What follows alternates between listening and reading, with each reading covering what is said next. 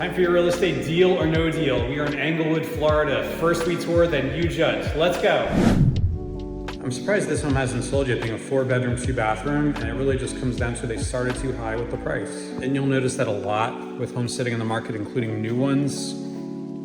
If they're sitting, it does not necessarily mean something is wrong with them. It's usually just the price. And that's definitely the case with this one because they did a pretty nice job with the build of the new construction on this. And you'll notice that a lot with homes sitting in the market, including new ones. If they're sitting, it does not necessarily mean something is wrong with them. It's usually just the price. And that's definitely the case with this one because they did a pretty nice job with the build of the new construction on this. At this point, what I would recommend is price reduction, include the washer and dryer, and then they'll notice they included the washer and dryer at the new price reduction because the house is in good shape.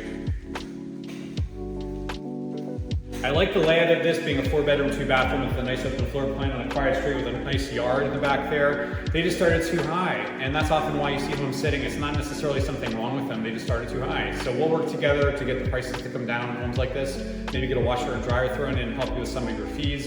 But I want you to be the judge, deal or no deal, thumbs up or thumbs down. And as always, DM me or comment home if you want more tips to get the right price on your home.